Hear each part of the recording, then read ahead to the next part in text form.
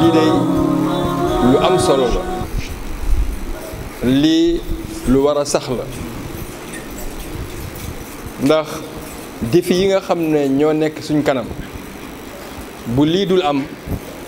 ku nekk nga ñu bàyyi la ngay defee nu la neexee di doxee nu la neexee du jur jàmm. kon ñuy fexe lii di am lii bari lu am solo la. xam ngeen ne am na fooy xam ne boo fa demee tey bëgg sàkku lu mel nii ci yeneen domaine di nga fay lu bari jaay fay sa xaalis ñu formé la. kon bu ñu ubbee lii war nañ mun a jaral lu nekk. kon nañ ko def mu nekk lu yomb ku nekk jàpp ne bu doon sa sago lii yaa ko war a financé ku nekk mu nekk sa sago bu dee am lii yow yaa ko waroon financé. mais yàlla dogal ñun ñi daje yépp ci biir mbooloo mi ak mbokk duwaat yi bariwu ci ñoo xam ne seen loxo jot na seen gannaaw. kon ku nekk na nga néeg a jël lu tuuti sa beneen morom néeg a jël lu tuuti ngeen boole ko mun a taxawoo lii. kon dem ci bég lool di ko encourager di féliciter mudiru daawa di ko wax na ko ñeme. lii moom bu ma sañoon waxuma la programme benn at bu ñuy boole wala bu ñuy boole ci programme benn at mais dafa war a nekk saa su ne lu mu gàtt gàtt 6 mois yu nekk mu mun a am benn. ma jàpp ne ci lii la ñuy xamee fan la ñuy teg suñu tànk. maa ngi yaakaar bu baax ñu bàyyi ci xel xam nañ fi ñu nekkoon ak tey bu ñu fi génnee bu ñu demee war a jàmbaarloog population bi war a def ak ñoom li ñuy def ci ñoom yaakaar naa ne incha allah dana jàmmaarloo laa wax jàmmaarloo ci xeex voilà ab tukulóor buy wax la rek moom ak séeréer bi doon wax léegi benn la. kon dama doon wane sama mbégte rek ci li nga xam ne moom moo xew di leen ci encouragé di wax tamit ne léegi amir di présenté ci wax ñi fi nekk wax na ne màgget yaa ngi fii wax ne bokk na ci benn màgget boo xam ne dafa feebaroon temps yëpp waaye xër ci mbir mi bëgg leen gis namm leen moom moo tax mu déplacé wu ñëw waaye alhamdulilah rabbi di ñaan ngeen ñaanal ko. moo tax ba incha allah dama ne woon bi ma ñëwee dama ne mudir daawa rubu dawra laay def rubu dawra nag mooy lii fii la yem. kon incha allah bu ñu paree rek boo leen ma gisul ngeen xam ne yaram bi laay ménagé ngeen yokkal ma ci ñaan loolu rek laa bëggoon wax asalaamaaleykum wa rahmatullahi wa barakaatu. ci ne ku ne ci nga war a nekk bis bu ne dugguma nag ci ahadis yi ñëw ci yokk ak dooleeg yu mel noonu nga xam ni nit ki dafa di yokk waaye warul dellu ginnaaw. kon defe naa ni loolu ñu traité ko fii luy am solo la kon ñu ngi leen di sant ñoom di leen gërëm ci initiative bi di sant it ñi nga xam ni ñor na leen ba ñu bàyyi lu ne ñëw xëy na ñii ñoo ko war a def ñu organiser loolu dafay wane ni rek thème bi ak thème yi nga xam ni moom lañ fiy traité intéressé na leen. xam naa ci introduction rek dinañ wax tuuti ci al aimma wa du'a ak ummatu muhammad sallallahu alayhi wa sallam seen taxawaay maanaam seen dayuwaay. ñoom ci umma bi lañ bokk waaye ñu seppi leen ñi tudde leen aimma ak du'a ndax ñaar yooyu dañu ànd ñu teqali ko wane tuuti rek ci biir point boobu dañ ci wane it l'islam gëdd bi mu jox communication ci lu gàtt boo ma doon tudd ñaari sous point manzilatul umma wal aimma wa du'a umuman point sous point beneen bi inayatul islam bil i'lam loolu mooy premier point di introduction. et buñ jógee ci boobu point deuxième point bi mooy réalité la communication ci boppam ci jamono ji waaqi'ul i'lam al yawm waaqi'ul i'lam al yawm. troisième point bi ñu tudde ko bayna al i'lami wa da'wa, relation bi am entre la communication ak lii di da'wa. quatrième point bi principe bi l'islam ci wàllu da'wa, quelques principes lañ ciy tudd. bu ñëwee ci cinquième point bi ñu ngi wax ci li nga xam ni moom mooy justifier participation du'aat yi ak a'imma yi ci wàllu communication ak communiquer, maanaam mubarrirat al musharaka al i'lamiyya li al imma wa du'a, mubarrirat aw musawwirat bu la neexee. axiran muy sixième point bi musharakatul a'imma wa du'a al i'lamiyya daruratun islamiyya wa mas'uliyya ijtima'iyya. participation du'aat yi ak imma yi benn nécessité la islamique, waaye it responsabilité sociale. su ko defee ñu tëj bi iznillah ci ay mbir yoo xam ni dinañ ci ñëw incha allah. dañ góorgóorlu nag ci tënk ko lool. kon bu ñëwee ci premier point bi, xam ngeen ummatu muhammad sallallahu alayhi wa sallam yàlla ko tànn tudde ko xayru ummatin uxrijat linnaas. xayru umma mooy fi nuy xaar, moo tax yàlla teg ci chartul xayriya mu ni ta'muruna bil ma'ruf wa tanhawna anil munkar. kuntum xayra ummatin uxrijat linnaas ta'muruna bil ma'ruf wa tanhawna anil munkari wa tu'minuna billah. kon yàlla moo tànn ummatu muhammad sallallahu alayhi wa sallam, te buñ ko tuddee ku ne ci biir rek yaa ngi ci ni ñoo fi gën fekk ñuy digle lu baax di tere lu bon, mooy condition bi ginnaaw gëm yàlla. moom it borom bi moo tuddee ummatu muhammad ummatan wasatan. ash-shahadatu ala nnaas muhammad qud ba mu koy firi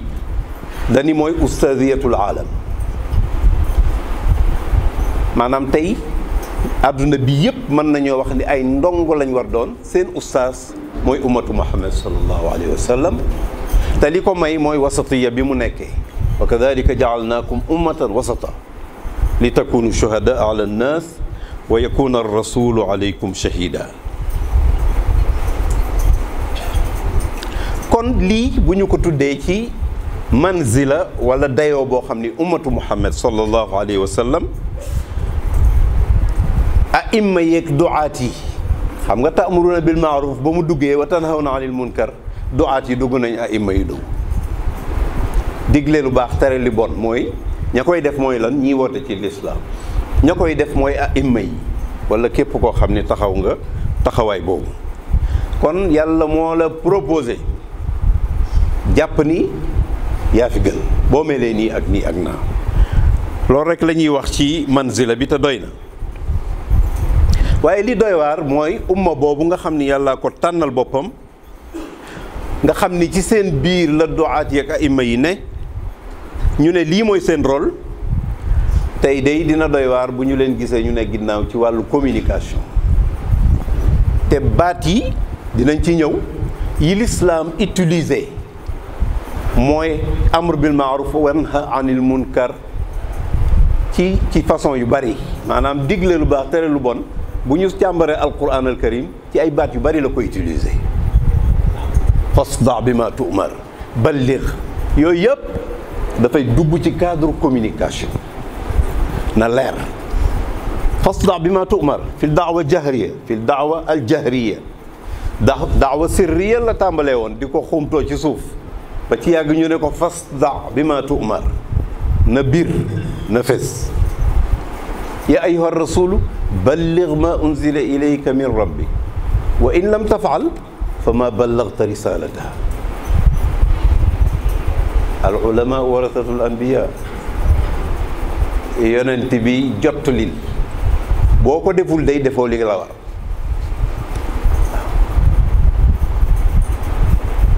kon du affaire xusuusi sabab umumu lafz laa bi xusuusi sabab bi umumi lafzi laa bi xusuusi sabab kon lislaam da ngay gis ni yonent bi sallallahu alayhi wa sallam bi mu ñëwee moom comprendre na ndax jottali bi ñu ko waxoon mu leer nañ gaa yi leer gi mu leer tax na mu déranger leen ba mujj ñu naan laa tasma'u li hada alqur'ani walghaw fiihi la'allakum taghlibuun sorxo leen ko gis nga alquran ji ça veut dire que message bi mission bi nekkoon na ci clarté ak doole ci façon boo xam ne mënatuñ ko dékku boo Seyduna Nuux boo seetee it jaalu asaabi'ahum fi azaanihim wastaghshaw thiyaabahum wa asarru wastakbaru istikbaara même méthode yi parce que message bi dafa ñëw ànd ak force ànd ak clarté di convaincre nit ñi mënatuñ ko dékku parce que bu jàllee mën naa déranger ñeen mën naa yàq seen projet ñu ne laa tasma'u wa qaala alladina kafaru laa tasma'u li hada alqur'ani walghaw fiihi la'allakum taghlibuun mën naa am ngeen gañe looloo leen dese maanaam jaxase ko kon yonent bi def na métier am def na liggéeyam te it boo gëstu alquran da ngay gis ni même ni ñuy traité information fexe ba attirer attention kiy déglu wala kiy jàng wala kiy xool da ko utiliser ci façon bu jéeme ya ayyuha alladina amanu duriba mathalun fastami'u la ya ayyuha nnaasu jazakallah xayran duriba mathalun fastami'u la message bi du loolu inna alladina tad'una min duni illahi lan yaxluqu dubaban walaw ijtama'u la wa in yaslubhum dubabu shay'an la yastanqidhuhu min da'fa at-talib wal matlub duriba masalun buñ ko doon wax ci wolof dañ naan mooy déglu leen jàmm la foo ko déggee di nga ubbi say nopp defe naa ni méthode boobu bu ngeen xoolee médias yi dañ koy utiliser dañ lay indil benn affaire soog a indi message bi dëgg-dëgg loolu ci détail du ma ci dugg ndax ñoo koy suivre ndoo loolu benn la booy seet ci beneen xëy na mu ñu doyloo loolu alquran boo ñëwee ci suurati al aadiyaat wal aadiyaati dabhan fal muuriyaati qadhan fal mugiiraati subha fa atharna bihi naq'a fa wasatna bihi jam'an parce que intéressé na ñiy déglu fas ak xare poussière ba jóg ñuy wéq di dóor seen wey yi ci xeer yi muy génne ferñeent gars yi ni waaw lii moom intéressant naa ni mu ne inna al insana li rabbihi lakanud looy mooy message bi ça veut dire que psychologiquement da nga war a préparer nit ki pour mu mën a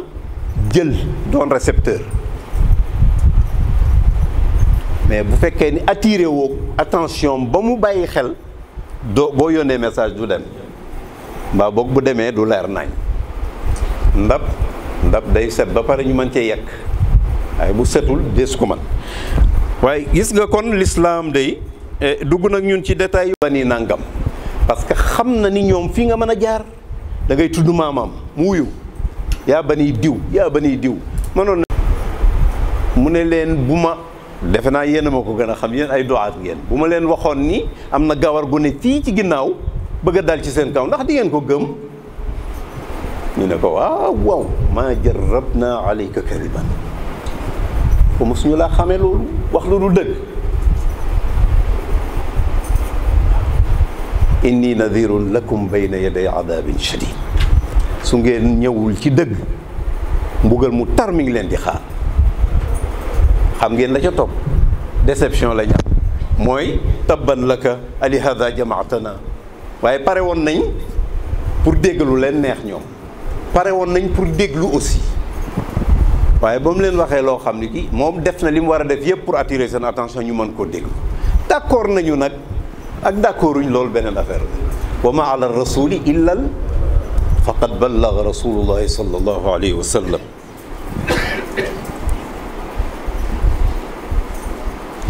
et kon da ngay gis ne yonent bi dégg na orientation bu borom bi tabaraka wa taala appliqué na ko sallallahu alayhi wa sallam fi daawa. lii vraiment dafay wane ni l'islam jox na yitte bu baax wàllu communication kon nag yaa daaiya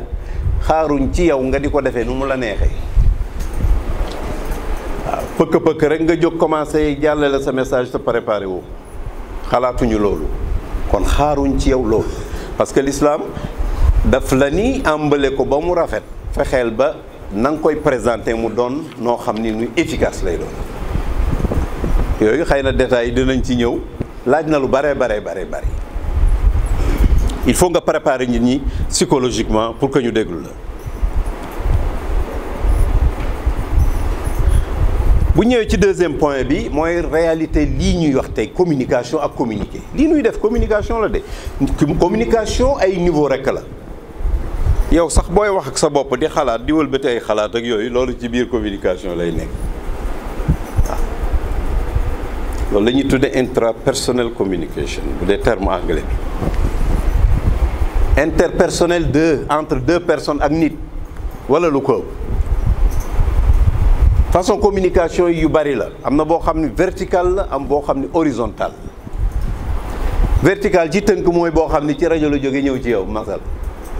horizontal bi mooy bu mel nii masala nga xam ni yéen a ngi may xool ma leen xool geste mu ma def ngeen xam ko may jàng seen kanam ndax intéressé leen wala intéressé wu leen dinañ ci ñëwaat ci kanam tuuti xam nga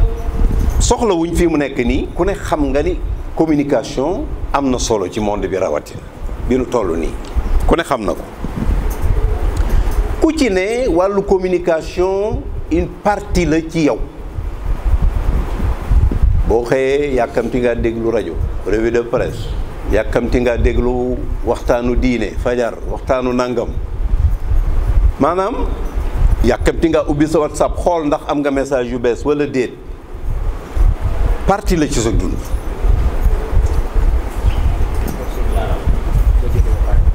waaw kon nee nañu teg foofu suñ baaraam ba julli ba pare suñ jullee ba pare incha allah continuer barakallahu fiik ok tey ci monde bi nu ne daa bokk ci dundu nit ki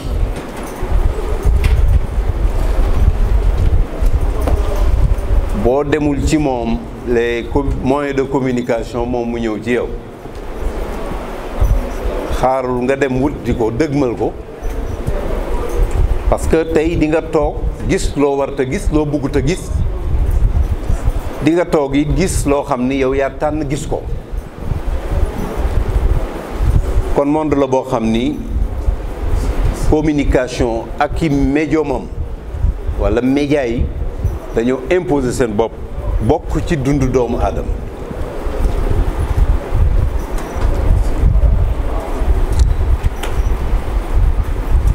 rawatina nag ci fukki at yi nga xam ni moo mujj ci 20e siècle véritable révolution moo ci am loolu mooy wëy ba tey jii la ko tàmbalee ci journal ba ci rajo ba ci télévision ba ci internet ak li aju ci internet mu di ay réseaux sociaux muy ay site muy lu ne presse en ligne bi moo xam presse écrite la wala muy beneen muy ay télévision en ligne ala kulli xaal wasaitul i'lam noonu laa koy tudde man wasait badala min wasail. xëy na wasail am na foo xam moo fa valable mais wasait yi dafa gën a yaatu li ñuy tuddee wasail rek waaw yoo xam ni nit mën na cay jaar pour communiquer benn muy jël mbaa muy joxe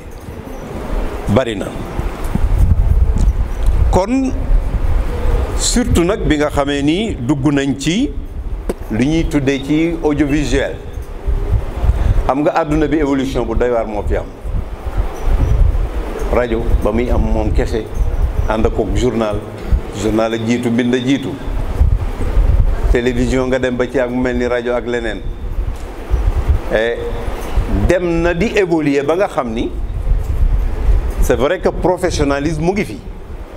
waaye ki gën a simple ci ki nga xam ni xamul dara ci communication jàng ko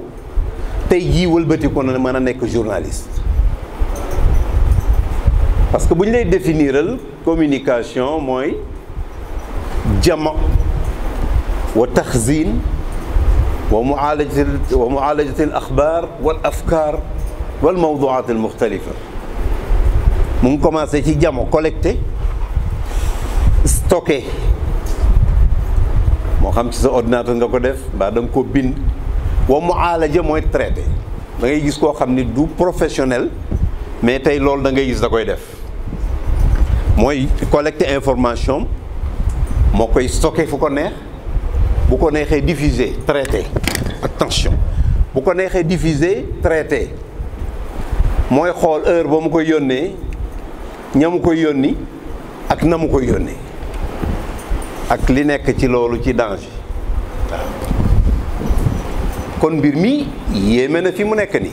ay amateur dugg nañ ci lu ne mën nga koo gis professionnalisme mu ngi existe ba léegi mais am na leneen lu ci dugg loo xam ni du professionnalisme duñ taxaw ci point boobu waaye rek pour wan la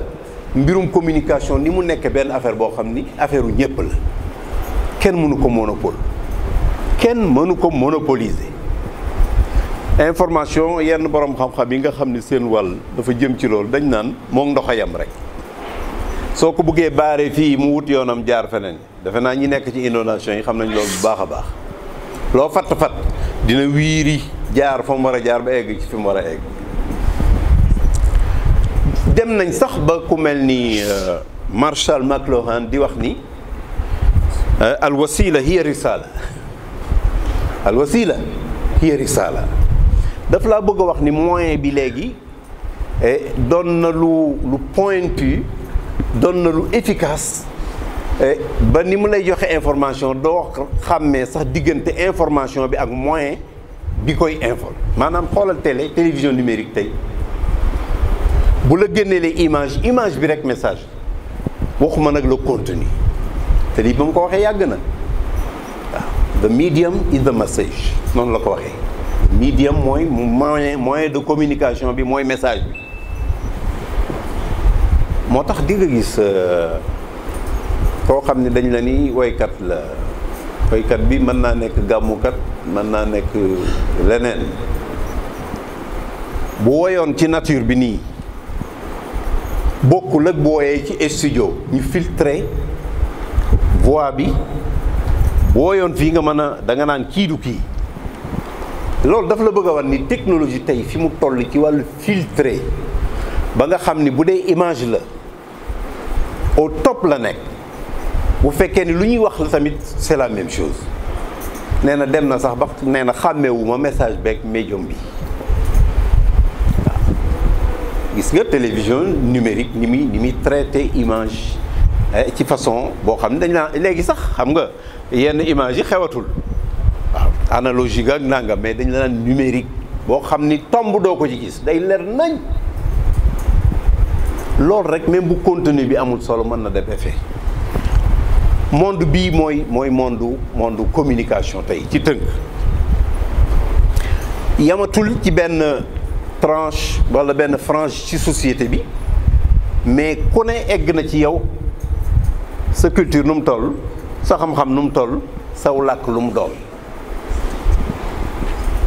maanaam bu doon ay frontières ñu ne jéggi na frontières yëpp yaa ngi ci sa waañ yaa ngi communiquer di gis di wax yaa ngi ci sa bureau, yaa ngi ci sa oto, yaa ngi ci sa saret, yaa ngi fépp, yaa ngi sàmm say nag. Communication mi ngi lay dab walla nga chercher ko ci tënk.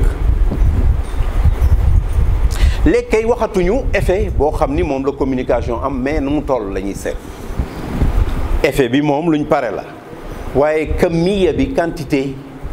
d'influence et d'impact, kooku la ñuy wax fi mu ne.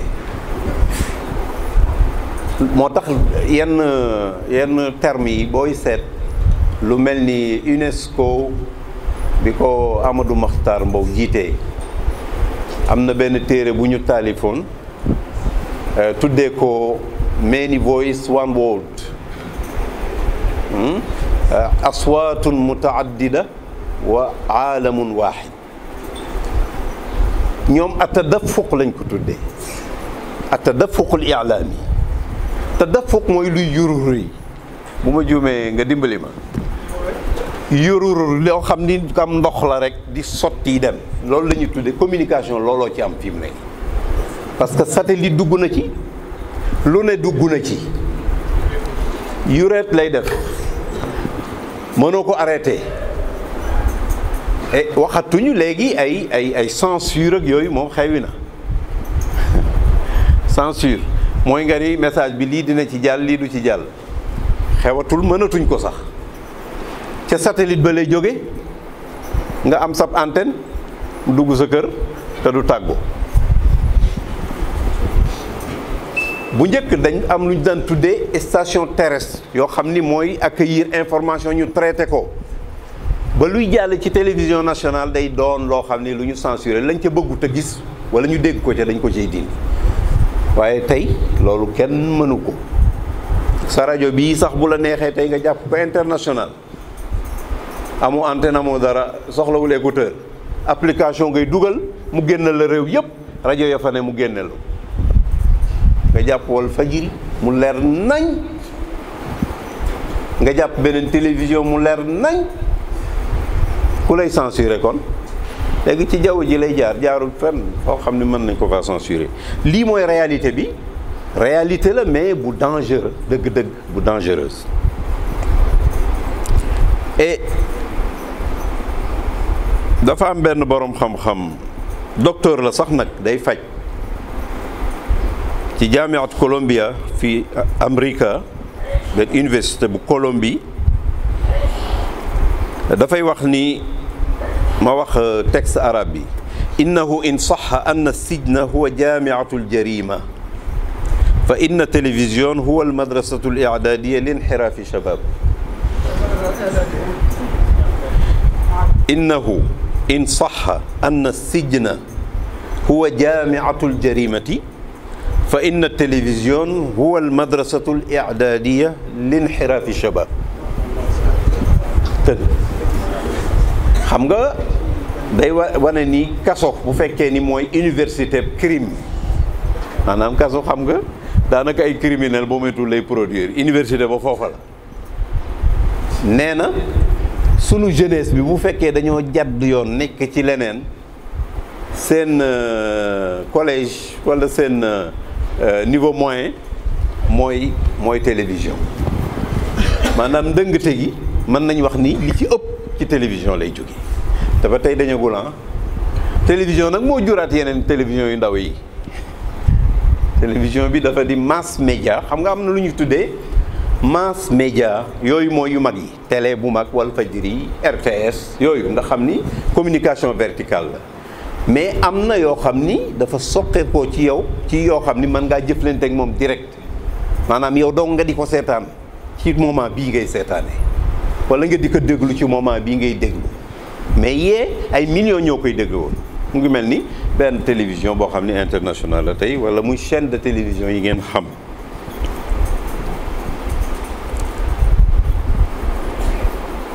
kon bari na lu muy joué fii mu nekk ni ci ay rôle ci tënk. information da koy joxe, waaye tey romb na information mais interprétation.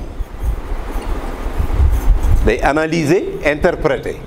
information bi ngay jot day fekk ñu loolu traitement. moo tax damay wax toujours ni problème communication yëpp mi ngi ci traitement de l'information. foofu lay juddoo boo gisee ñu wax lii kat lii a tax ñu wax lii kat buñ ko toppee fa mu ñu jëmee mooy nangam ak nangam l'islam ëllëg mu gañee fii ci Europe wala mu gañee feneen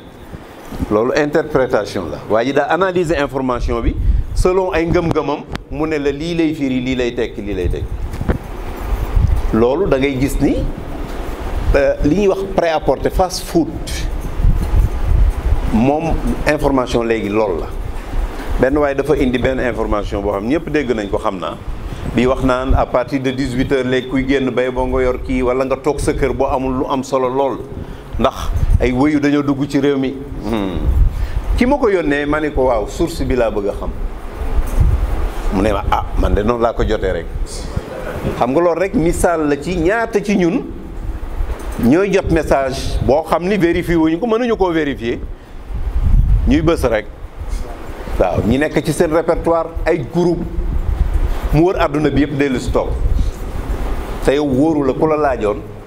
information bi ndax dëgg la du dëgg mënoo wax ni du dëgg mënoo wax ni dëgg la loolu nag nga defee ni mën a tase loolu nga xam day alerter mënut a tas leneen loo xam ne day détruire ci façon boobu information moo tax li ci grave it mooy ku ne da koy jotandoo gone gu ndaw gi ci majeur màgget mi tout le monde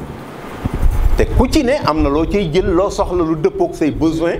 ci sa âge am na noo koy déggee jéem ko interpréter selon sa âge sa niveau de compréhension am na loo xam ne effet bi muy def ci xale defu ko ci mag mi nga xam ne ñor na ba pare sotti na loolu yëpp dama bëgg a tënk rek danger bi nga xam ne moo nekk ci li xew ak importance am nag ndax na mën a tasee lu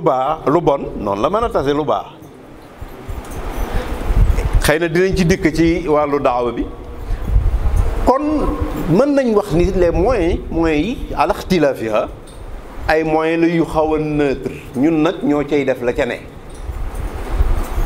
nanu bëgg mu mel noonu lay mel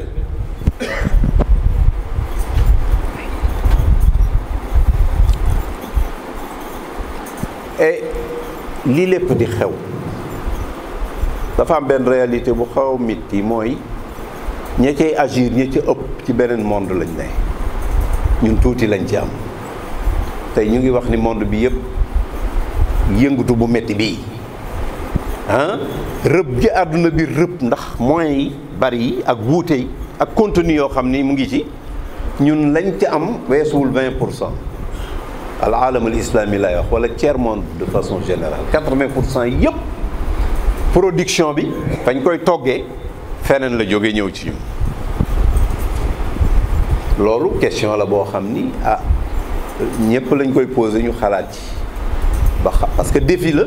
boo xam ni jàpp naa ni nit ñi war nañ góorgóorlu ci de xaay na yombul parce que dañ la jiitu ci wàllu technologie jiite la ci bari mais yow lan nga mën a exploiter ci moyens yi li nga ci man est-ce que utiliser nga ko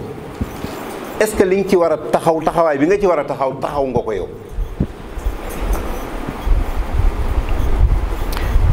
ci bu ñëwee ci troisième point bi bayna al i'lam wa daawa al alaqa bayna al i'lam wa daawa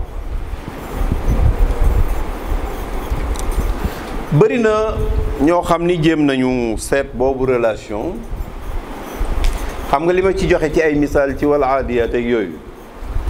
bayna al i'laami wa daawa da ngay gis ne borom bi tabaraka wa taala utilisé na min wasailil jazbi wa tashwiq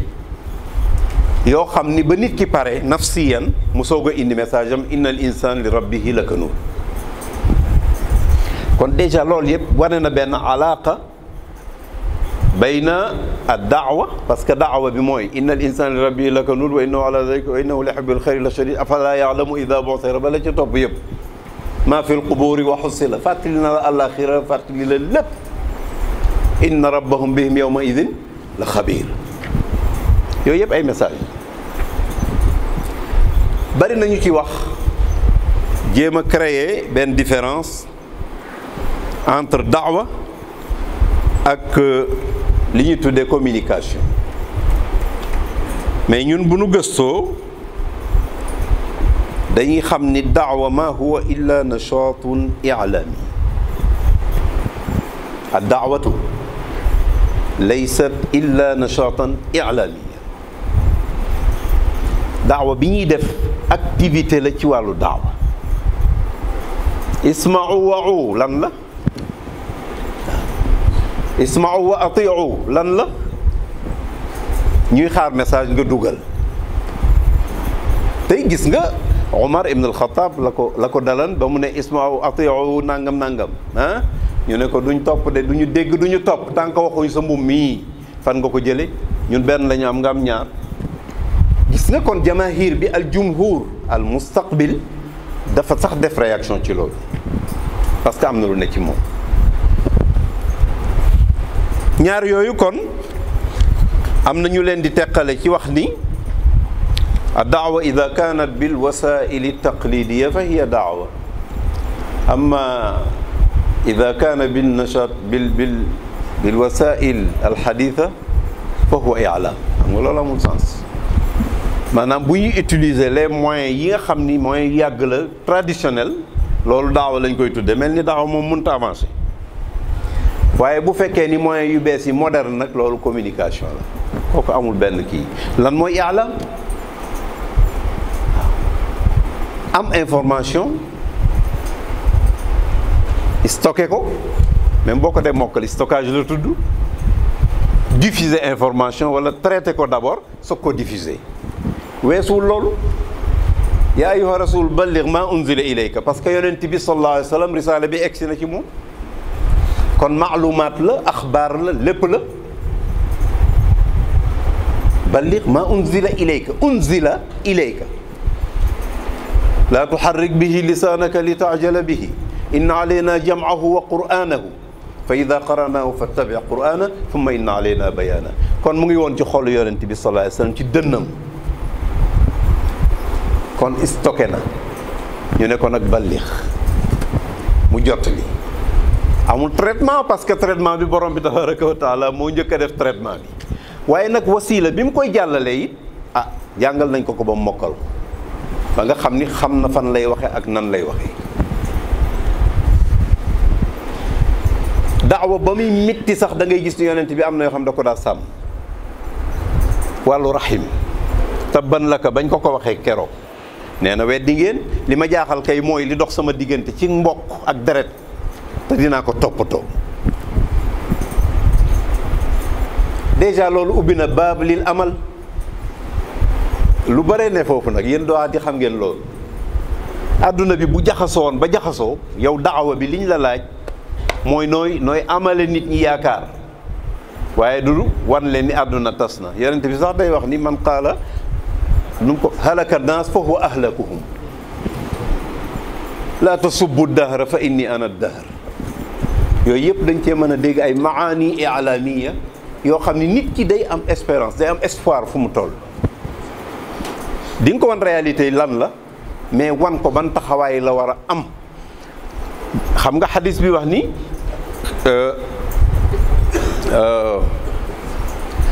bada ad-diinu gariban wa sa yaudu gariban kama bada fa tuuba lil gurabai alladina yuslixuuna ma afsada annaas. ñu bari nag duñu egg ci yuslixuuna ma afsada annaas bi. kon amal mësta ñàkk defe naa ni loolu lu mat a téye la waaye dëkk bi tas na àdduna yàqu na déedéet nit ñi baaxatuñu yow yaa baax yow loo baax am na défaut bu ne ci yow il faut relativiser te am yaakaar ni mbir yi mën na changer bu ñu melee ni ñu war mel. kon daal ci tënk mën nañ wax ni i'lam daal mooy daawa boo doon wut terme bu mën a dëppoog moom mën nga ni mooy daawa parce que lépp tabliir la te communication génnul tabliir moo xam nag contenu ba lu mu doon. tabliir mooy jottali Ibrahim tabliir mooy jottali daawa yëpp weesuwul jottali ba ci ni ngay solo yaa ngi jottali yaa ngi yónnee message du ay wax rek comportement message la moo tax a daawa bil qudwa am solo a daawa bil qudwa am solo. am na koo xam ne lan lay xool ci yow kii de dafa set la civilisé moom buy wax ndànk lay wax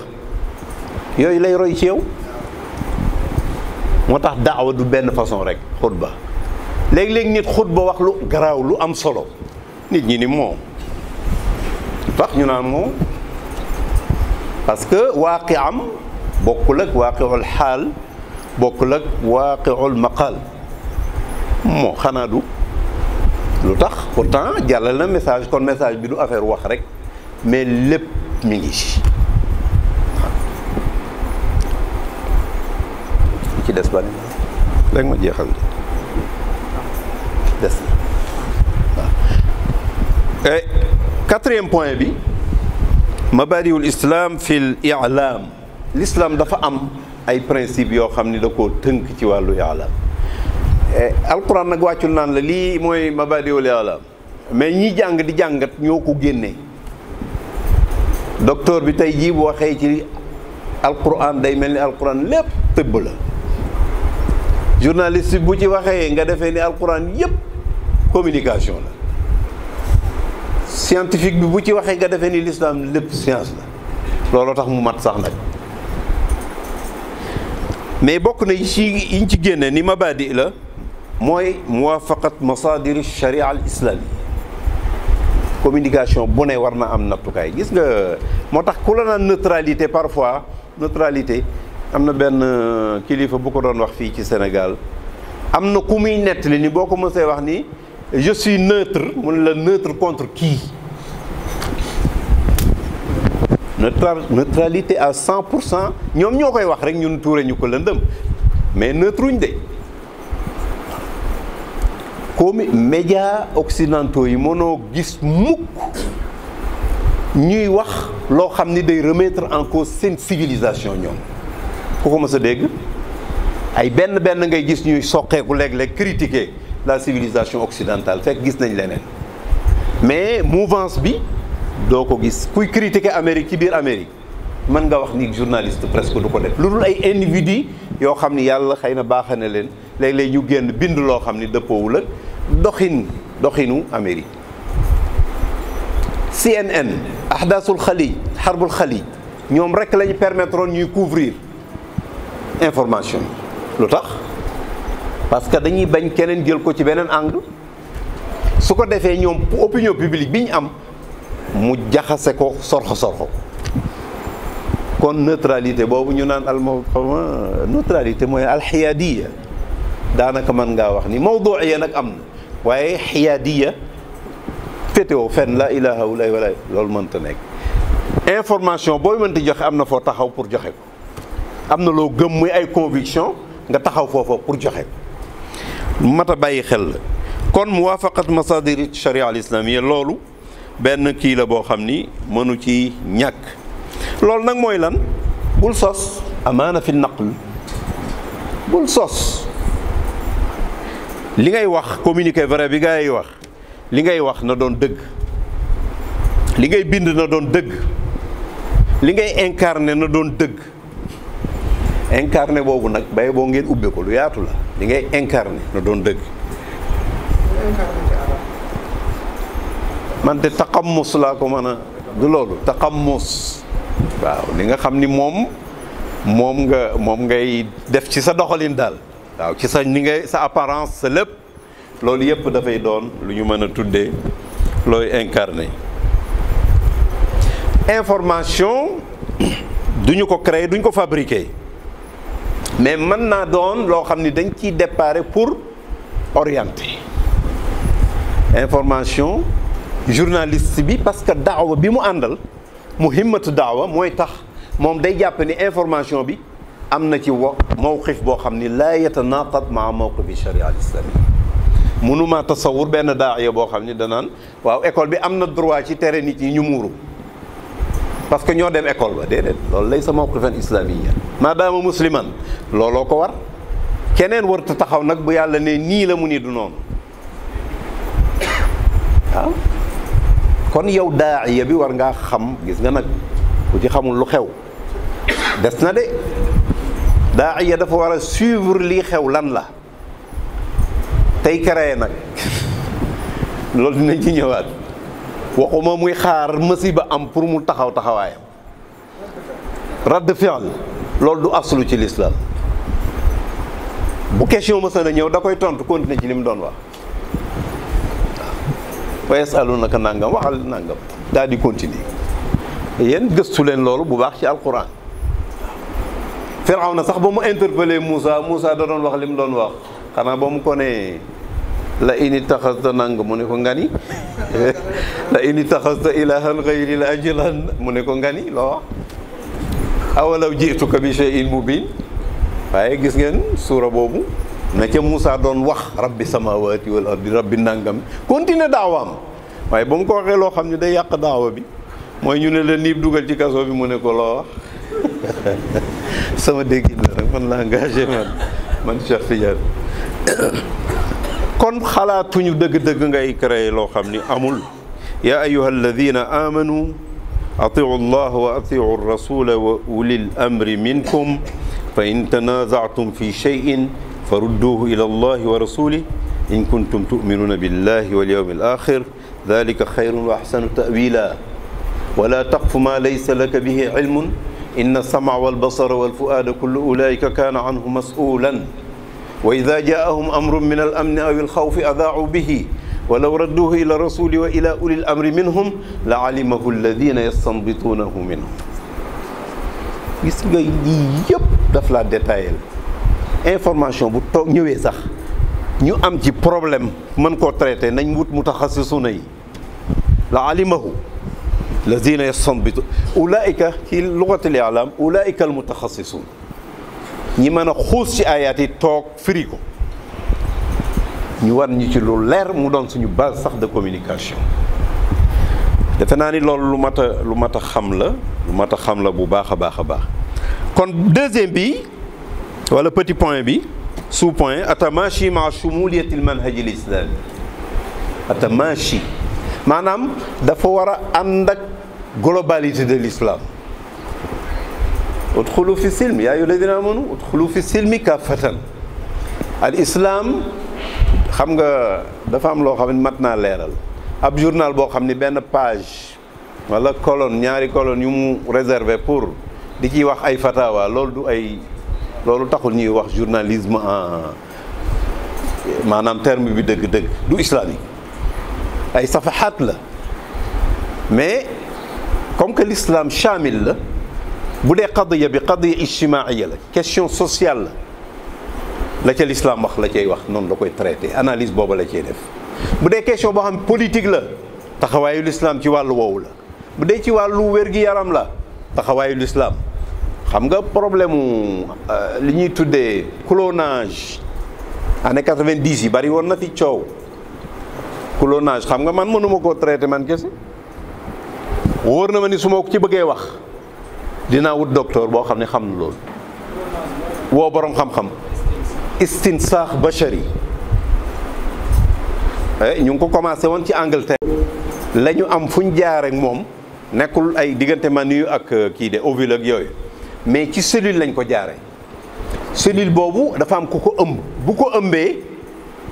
bi mu juree doom ji comme moom la mel kañ ko jëlee comme moom la benn lañ maanaam tey loolu bu fekkoon dañ koo jëlee ci man tey am ku ñu ko jox mu ëmb ko kooku bu juddoo man textus dañuy nuroo à 100% xam nga ni dina juddu ci ñaari waajur mel nii mel na lay et cetera mais kii da lay jël copie conforme lay doon xam naa ñàkkul ci sa intervention nga am loo ci mën a leeral bu fekkee temps bi dina ko mayal. gis nga loolu fi mu ne nii pour ñu wax ci lu leer ci l'islam mais laaj na borom xam-xamu l'islam mais laaj na docteur ban relation la am ak li ko jur ndax doomam la ndax baayam la ndax lanam la. loolu rek déjà c'est une grande question waaw ah waaw kenn xamul lan la ndax te jaarul ci sëy xamoo doomam la xamoo rakkam la xamoo lanam la ah question bu rëy ngi noonu. beneen sous point bi mooy dama wax ni sànq ci deuxième point bi sous point bi ni dafa war a dëppoog ni l'islam nekkee lu global du ay traitement ay pàcc-pàcc mais question bu ñëw rek war nañ koo traiter en journalisme en xutba en lépp politique bi yéen a ngi ciy wax ci seen i xutba mais laaj na ngeen am information yu doy ci loolu soog cee mën a àddu wane ci position l'islam diisoo ci sax gis naa ci kilifa goo xam ni kilifa sunu kilifa ñun moo ma ni am na xutbaam boo xam ni ci wàllu muraay gi la ko doon def consulté na ci suñu am yi li mooy xam-xam parce que jàpp na ni am na lu mu ca mën a apporter mu boole loolu yépp mën a génne benn position boo xam ni du neex a daaneel nag man déglu naa du neex a daaneel bi ci topp ci sous point yooyu nga xam dafay dugg ci principe bi l'islam ci wàllu communication iltizaamul axlaaq al islamiyya iltizaam al axlaaq al islamiyya il faut que mu ànd ak jikko ju rafet corruption bindal ma lii nangama ngi nga bindal ma lool wala xutba bi orienté ko mu jëm fii am lu ñu la defal nga wax ko nii wala nëlee waaw coloré ko dugal ci ay affaires yoo xam ni bokku ci waaw waaye question bu mën doon nag bu mu mënti doon jikko mënu ci ñàkk moo tax déontologie dañu koy jàngale dès la première année faculté communication première année kay jàng déontologie ñu lay wan yow yaa war a doon kan nan nga war a waxee influence warut a tax nangam xam nga xaasug ji dégg ngeen ko yéen ñëpp mais ay principe la doon demee ay principe am bu doon rek dafa bëgg alal xëy na mën naa am alal waaye na mu doon traité ci ay conviction la ko jëlee jàpp ni kenn waru ko mën a korom mu jaral ko sax mu génn réewam dem feneen ndax mu mën a am liberté d'opinion liberté d'expression ñi mel noonu nag bari na ci aalam l'islam yi borom bi xam-xam yoo xam ne tey ay du'aat lañ ñu ngi leen condamné ñenn ñi tëj nañ leen ñenn ñi sax peut-être rey nañu leen mais terewul seeni principe lañ continuer parce que lañ doon wax rek a tax ila an qaalu rabbuna allah aw sakatu am na ñoo xam seen jarima mooy noppi am na ñoo xam ne rabbuna allah moo tax mooy seen jarima mooy crime li tax ñu tëj leen wala ñu bunu xataal leen ñu ne yàllaay suñu buur ça veut dire que samay conviction yi ma am moom lay doxee wala nga ni patte yow waxoo tagge woo yëkkati woo jàpp sa njàmbur ñun la kaay yow loo noppiwaal loolu am na fi ci tooñ yi nga xam ni ci cinquième point bi mooy mubarrirat aw musawirat al musharaka al i'lamiya li du'aati wal a'imma maanaam tey luy layal lan mooy justifier bokk ban rôle lañ fay jouer maanaam ci gàttal xam nga ku ci ne tey war ngaa xam ne communication benn défi la amaama du'aati wal a'imma benn défi la mooy ab samp boo xam ne mi ngi ci seen kanam te du ñu réussir tant que daaneeluñ ko baa ñu daaneel ci lu bare bari lépp moom du yomb waaye wàññi danger bi ak effet benn bi surtout effet négatif kon bu fekkee ni ñoom bëgg nañ seen mission te bëgg nañ ko mu continuer ñoom itamit ñu continuer di jouer seen rôle ci wàllu orienté ci wàllu guider nit ñi wan leen yoon defe naa ni il faut que ñu bàyyi xel lii ñuy tuddee wasaa'il al-i'lam al-mukhtalifa les moyens de communication jéem ci profiter bu baax a baax ak lam àndal yëpp nag bu ma waxee moyens de communication yëpp laay wax les réseaux sociaux ñu ngi ci biir réseaux sociaux yi bu ko gaa yi bàyyee gaa yi bu ko gaa yi bàyyee gaa yi a'imma wa du'aat yi waruñu ko bàyyee gaa yi niñ ciy demee di jàllale lañ bëgg a jàllale noonu lañ ci war a demee ay Twitter da ngay gis ko ah. bu leen ko bàyyee gaa yi mais bu leen ko gaa yi bàyyee. waaw bu leen ko bàyyee gaa yi waaw lu mel ni Twitter nga xam ni élite souvent ñoo fay intervenir di am ay taxawaay ci li nga xam ne mooy xew ci monde bi moo xew ci réew mi Macky Sall ak gis nga président am na fa présidence am nañ fa compte di wax seeni xalaat la ne président ñu di ko génne pour nit ñi xam ko ci seen façon ñoom du'aat yi it lu leen tere te Twitter mën nañu wax ni gratuite la ci yow mi nga xam ne yaa fay ubbi compte doo fay dara même bu fekkee ni yaa ngi liggéeyal ka ko créé baax na yaa ngi jàllale message kon sa opinion parce que cible yi day bare man ni may waxee docteur Talla bokkul ak ni may waxee kii jaay ca marché ba bokkul mais fu ci ne ñu xam ni war na faa egg te jamaat Ibadu Rahman loolu la ma sa gëm daawa bii amul exception nekkal ministre nekkal président nekkal gardien nekkal jaaykatu fëgg jaay nekkal oustaz nekkal lu ne daawa bi kafatan la war a doon def na ci effort sax nag lu mel ni iftaaru saayim bi ñuy def Radisson yenn doxaat yi bu ñu ko déggee ñu ne jamaa bi day yàq xaalis déedéet dafa am loo xam ni bay na daawa la woon ak partenariat ami ahdaafam daawa am ay ahdaafam ñu ne mën nañ ko boole. ñaata yoon la ñu jot ab ministre wala responsable bu mag ci état bi armée bi sax ak feneen ak feneen ak feneen mën a toog ak ñoom ñu échanger ñu am seen xalaat wax ko ñun itam ñu wax ni nu gisee ban pourcentage lay jël ci yow xam nga ko yow itam mën nga am loo xam ni mën nga ko jël ci moom jëriñoo ko ci sa daaw mais bu fekkee ni bokk leen ay objectif kon daawa kaafatan linnaasi la amul exception waaye ku jàpp ni waa marché bi waa quartier bi ñooñ dong ñoo war a am daawa bi xam nga prison ña fa nekk amatuñ liberté mais jamaa bi ba tey am na ñoo xam ne ñu ngi intervenir ci ay prison di fa jiite jumaa bu ñu amee sax ndimbal yóbbu fa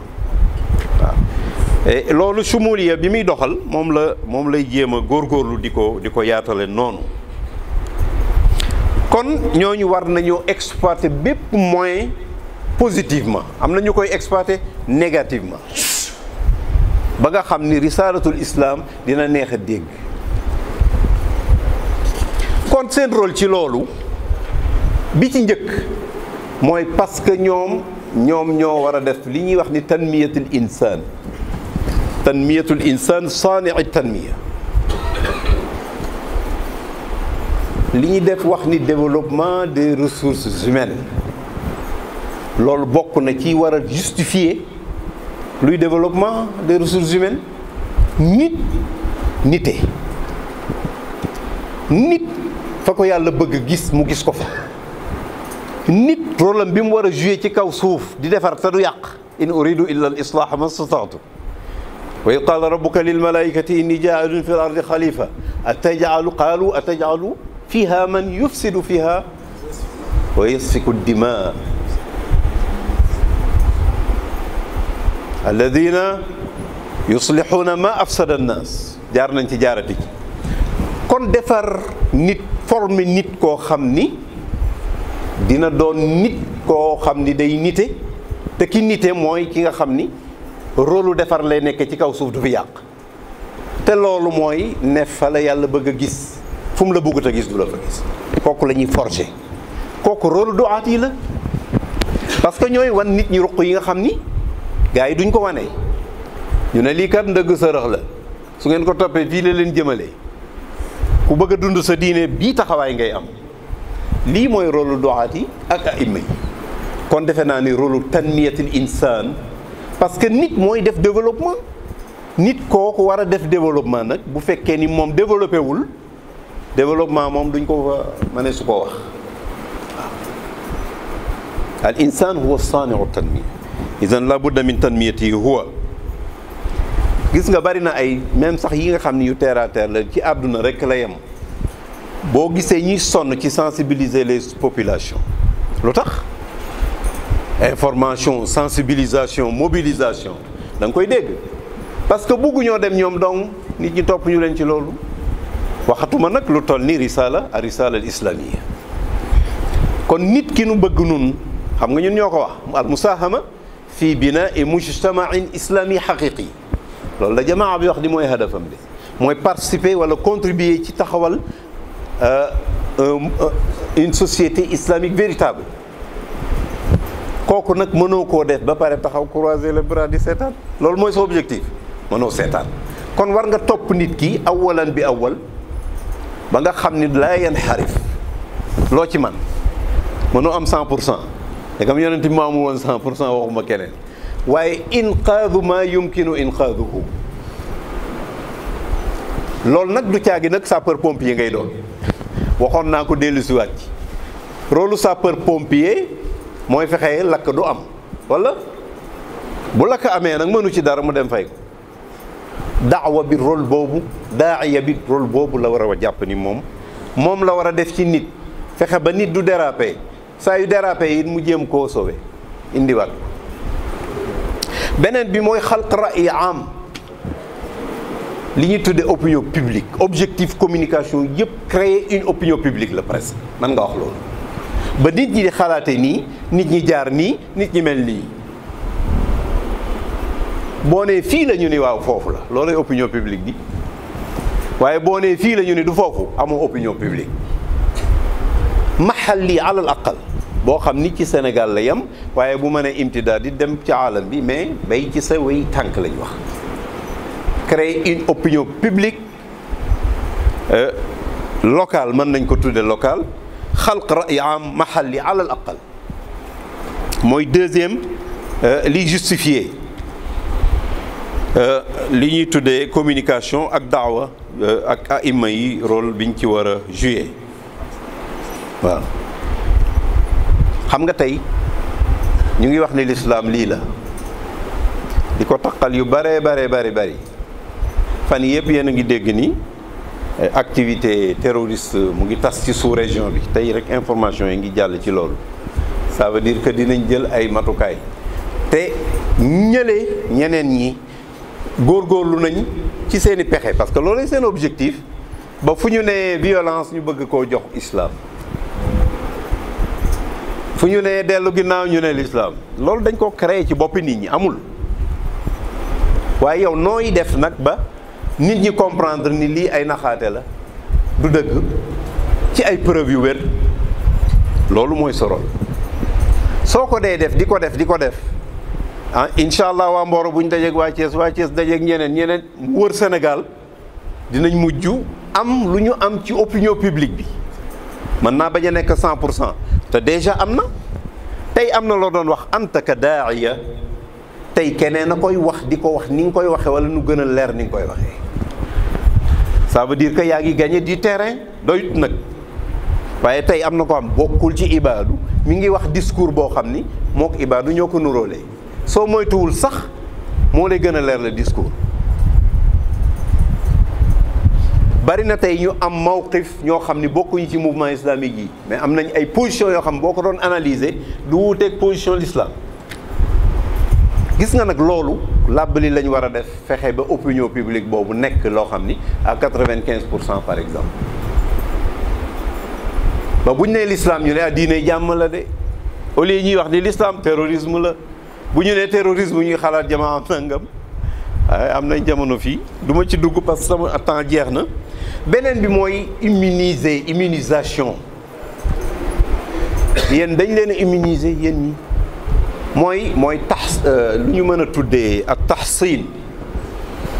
maanaam tey dañ lay piqûre benn piqûre boo xam ne jàngoro sàngam bu ñëwee du la mën a dugg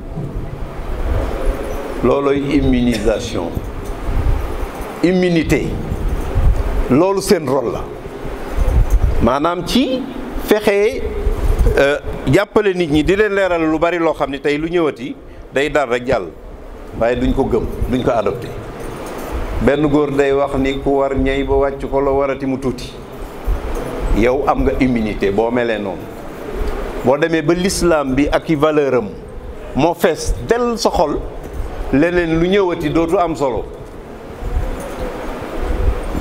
loolu bokk na ci waa lii est-ce que jarul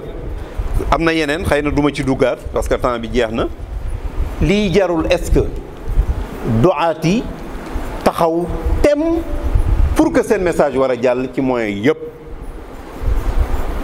jàpp naa ni ci fin bi ci lay tëjee mooy sànq dama ni al musharakatu al i'lamiyya daruratun islamiyya wa xaaja ijtimaiyya wa masuliya ijtimaiyya ñaari aaya rek wala benn laa ciy jël wal takun minkum ummatun yad'una ila alxayri wa ya'muruna bil ma'ruf wa yanhawna anil munkar kon waajib la boo xam ne darura islamiyya na fi ne dafa war a nekk ummatun il faut mu am ay daaiya di woote ci yiw ci lu baax. masuuliya ijtimaaiya mooy adduaat wal aimma tey am nañ responsabilité sociale boo xam ni ñoom la ñuy laaj ëllëg bu nit ñi duggee ci njaaxum te ñu ne fa woon ñu ne fa. xam nga yonent bi sallallahu alayhi wa sallam a yufalu kada wa kada ñaata yoon la ko wax wa ana bayna azhurikum ndax lii day xew nangam ak nangam abi daawal jahiliyati wa ana bayna azhurikum masalan ndax kenn war na fay woote ci ay ceddu tamane ci seen biir. waaw bu dee yow daaiya imam bi yow yaa joué rôle yonent bi sallallahu alayhi wa sallam fii ngir risaala mën a continuer kon war ngaa yëg ni responsabilité sociétale boo xam ni war nga cee taxaw. al ulama warasatul anbiya ci jëf la ci wax la ci comportement ci wax ci jëf ci comportement kon ñun sunu rôle dëgg-dëgg mooy aar xeet wi aar suñu ñooñ ba nga xam ni duñ dugg ci yenn détails ñeenti point yoo xam ni gëm naa ni war nañ ko bàyyi xel mooy duaat yi tey war nañoo intégrer bu baax les réseaux sociaux proposer fa l'alternative islamique. muuraay ñu ngi koy wax mais ñaata nit ñoo war a mën a indi loo xam ni tey jii ca na muy nekk lu mën a attirer nit. infographie jàng leen ko